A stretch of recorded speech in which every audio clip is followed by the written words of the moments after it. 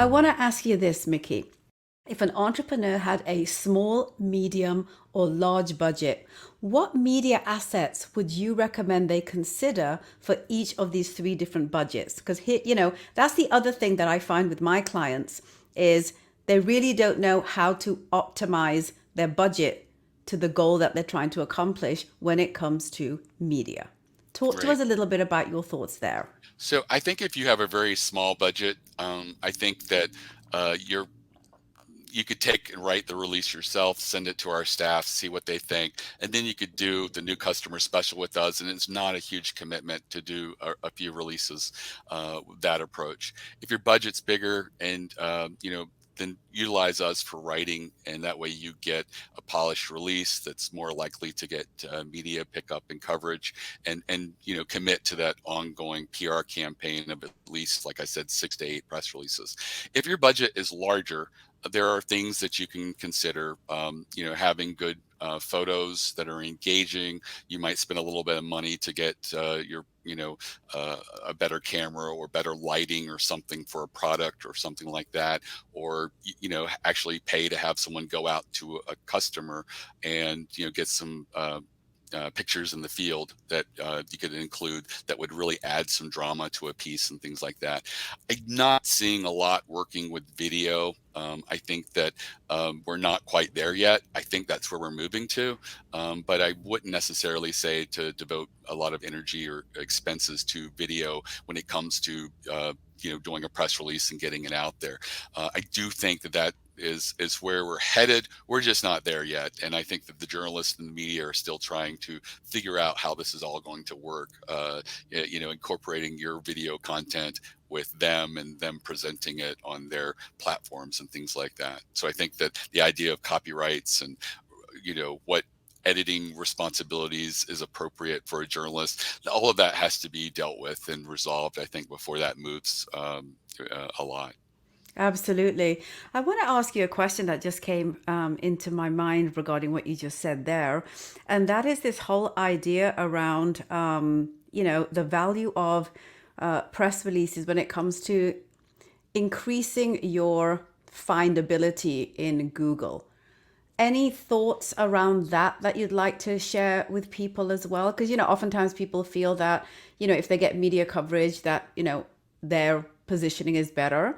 But my experience has told me that any kind of content out there is going to kind of push the algorithms to benefit you. Talk to me a little bit about your Sure. experience there with the, press release world. So we get really mediocre press releases from people who are thinking that when the press release goes out, it gets syndicated on a lot of different websites, and they think that's going to boost their SEO. It really doesn't anymore. I've been told anecdotally that there is a little bit of a bump, but I would just ignore it. Mm-hmm. What we're looking for is actual articles to be written about you. You're not going to do that with safe press releases that were written for search engines. You have to write the copy for a journalist. And when you get those articles, whether they link to you or not, you're going to get an SEO improvement. Google came out a while ago with their patent that said, we're going to give credit to you if we can contextually tell that an article online is about you, even if there's no link to you. So if the New York Times writes about you but doesn't link to you, you're still going to get credit as there is a link. It's almost like an implied link is there because Google, with their AI, knows that this mention of the company is you, and so that helps really well. I've had a lot of really advanced SEO people use eReleases, Mm-hmm. and they get articles for their clients. These are the people that tend to do the surveys and studies because they know they always work. I think the least we've ever had with a survey or study is 4 articles that resulted from it. And so I had a local auto repair shop in Pennsylvania do a press release, and they had done a survey with a small trade association, and they got picked up in about 20 different places. About a dozen of them were auto trade publications. And so those links from those auto trade publications to them really helped their SEO. They also got several newspapers picked it up because it was a quirky little subject. In the survey, I always say, if you're asking questions and it doesn't cost anything, throw 1 or 2 oddball questions in there, left field questions. Sometimes those can really yield some amazing results. In their case, it was an open-ended question that just said, what's the strangest thing a customer has left in their car while being repaired? And people went crazy over it. There were stories of boa constrictors, grandmother was left in an urn and they had to retrieve her for a memorial. It's just a lot of little quirky stories. And at the end of the day, you can understand that, we like to be delighted. We like to explore funny and unusual things. So this was a way in which that survey had at least one question that provided, I think, around 60 or so responses that were just, interesting. And so they did really well with that. And that's something that anyone can sort of do. And the SEO that you get from that is going to live as long as those articles live. And some places will put something behind a paywall after a certain amount of days, but some things just live on the internet for years. And that's going to help you in a meaningful way. Absolutely. And at the end of the day, everybody searches every type of product and service that they haven't, come across, that they come across for the first time, to see what is being talked about. So it really is important to make sure that how you appear in third party medias is important. I want to ask you this, Mickie. What's happening in the media landscape today that you feel is advantageous for the small to mid-sized companies to consider for exposure to their product, services, their brand, and their company? Like, what do people need to know? I want to encourage that, size of company to really consider how important, getting involved somehow in a media strategy can really be advantageous to them. Right. I think the media is always looking for different and fresh perspectives. And so you as a small business have the ability to put your viewpoint out there, how you feel about a particular subject, what you're doing that's a little bit interesting and unique from everyone else. And at the end of the day, you can sort of claim what's yours. And if you can write something in a compelling way, even if it's just a 2 sentence quote, a journalist can build a story around it and make it, make you the cornerstone of an article that they're writing. I know one client who's in the telecom industry, and every time there's a merger or even the rumor of a merger, he's ready to go with a list of quotes Mm. that the media can just go to a page on his website, and he's like, there's a rumor between these two entities, and if this happens, this is why I think it's bad. And so he's a contrarian. He always is there with a negative experience. And the thing is, every time there's a merger announcement, you get the quotes from both companies saying this is great for the industry. Very few people are talking about the negative. And so if a journalist wants to be objective and to hear both viewpoints, he's got to get that contrarian or negative viewpoint. And that's a go-to guy for that. And he's just trained the media to come to him and check on almost every subject matter, or contact him, and he'll come with a quote ready to sort of discuss the cons of a particular merger or subject. I love that. I love, having those sound bites ready. And I do believe that a lot of, companies out there could really get some, advantage from making sure that they are prepped for the possibility that something positive could come out of a release. What's that next step? Are you ready for it? Right? Right. So, Mickie, I want to ask you this. There's a lot of options today with earned media, digital media, social media, and owned media. I want to just ask you, what are some benchmarks people should consider to ensure that they use these to optimize client conversion? There's just a lot of opportunities today. Sure. Yeah. So I think the thing is, there's so many options and so many different directions that you can do with media. Social media is a place where you can just easily get lost and use up your entire budget as well as your energy and time. So I would say pick something and try it. At the very least, if you don't have a budget at all, you could be reaching out to local media. There's probably less than 10 people in your local market that would write about you. Usually someone at your local newspaper. If you're lucky enough to have a business newspaper or magazine in your area, there might be some regional papers and things like that, like community papers or weekly papers. And then you might have a radio or TV where they might spotlight particular businesses, or they might have segments or shows.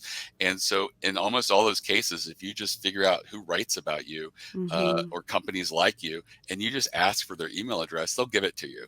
And for TV and radio, you're wanting to reach the producer or the booker of a particular show or program. But just build your Rolodex of like this half a dozen people. And when you have something that is particularly newsworthy for you, write an email and just describe it. It does not have to be a press release either.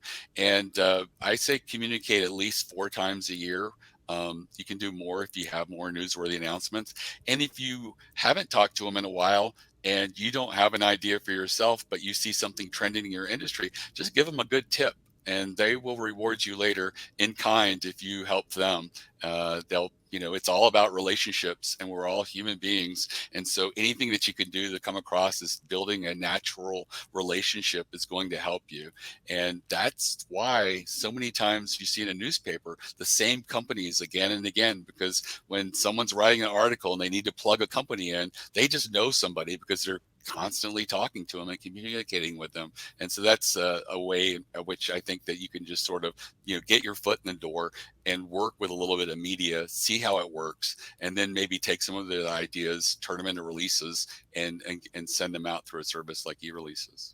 Absolutely. And, it always comes back to the one golden rule, and that is nurturing relationships. It's that communications piece that goes a lot further than if you're not actually using that. So I love that you've, kind of rounded things off with, bringing it back to just something very simple that all of us have the capability of doing. Mickie, as we get ready to close off, I want to ask you, what are some of the main takeaways that you feel people need to get out of our conversation today? I think that media coverage is something that's accessible to everyone. There's a lot of small businesses who just feel like they're too small, they're not important enough, and I'm like, you refine your unique selling proposition. What makes you unique? If you don't have it, spend some time developing a USP, because you're going to need one, especially if you're going to compete in a competitive landscape. Use that USP in a press release. Can you build something strategic on top of it as well, and have messaging that ultimately the media cares about? Mm-hmm. And stick with it. Like I said, if you're going to test a PR campaign, make sure it's a proper campaign of at least 6 to 8 releases.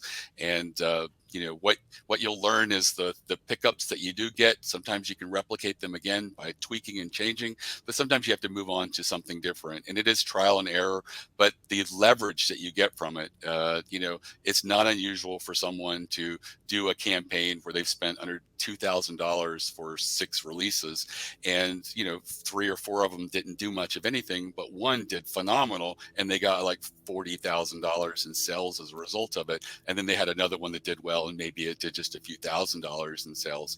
But that leverage that you get is really powerful.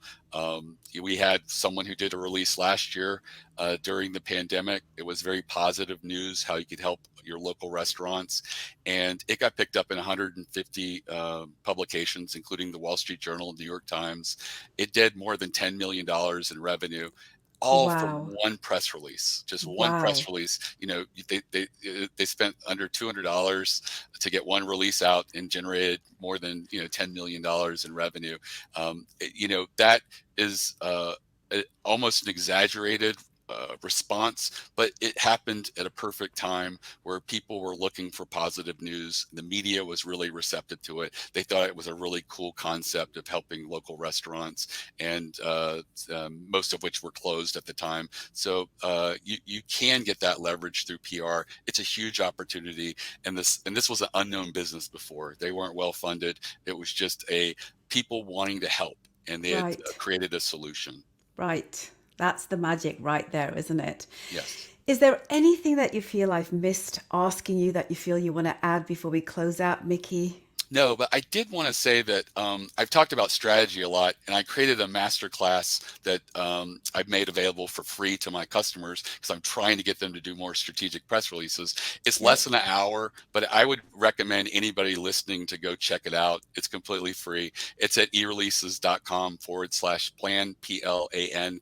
And I guarantee that if you listen to that, you'll probably come away with a dozen ideas of strategic releases you could do for your company. And you're probably sitting right now saying, I can't think of one or two right now, but it will definitely get your creative juices flowing and hopefully get you started on your first path to PR success. I love that. Thank you so much for giving that value add, Mickie. Before I let you go, let me just kind of regroup again. How can people get a hold of your company? Just visit eReleases.com. Chat, email, phone call. We're very accessible, and we're here to help. We take a lot of people and hold their hand through the process of press releases, and we understand that you may not know a lot, but we're going to help you and make sure that you're on the right path to get some PR attention. That's wonderful. And if anybody wants to hang out with you on social media, where do they go? LinkedIn's the best place. LinkedIn.com /in/publicity is my keyword. And you can also find that link on the lower right of eReleases.com as well. Brilliant. Thank you so much for joining me today, Mickie, and sharing your insights as well as kind of, a bit of your journey. I had so much fun. Thank Well, you for same that. here. Thank you.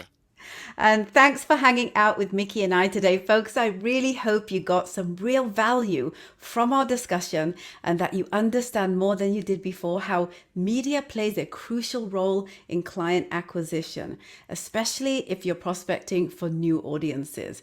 If any of what we've talked about today helps you shift and amplify a positive perspective on your business, I want to hear from you. Email me at talktoraj@rajgurn.com and tell me your story. And if I love it, I'll be inviting you to be a guest on my show to share your story and insights so together we can help someone else expand their possibilities to reach their version of nirvana. For more trainings like this, please subscribe to our YouTube channel at the Open Chest Confidence Academy, or podcast platforms, again, at Apple, Google, and Spotify. Search the Transform Your Confidence Show. And I also encourage you to join our free coaching newsletter community. Just head on over to our website and then go to newsletter. I also want you to be encouraged if you have a question, anything around the wheelhouses that I cover off. You guys already know what they are: mindset, branding, communications, media, marketing, and leadership. I have a free business incubator that I pop into and I answer questions right there. All you got to do is go to Facebook and search Transform Your Confidence. And until next week, I'm sending you positive vibes to keep focus on building your brand, your authority, and your best life. See you next week, guys.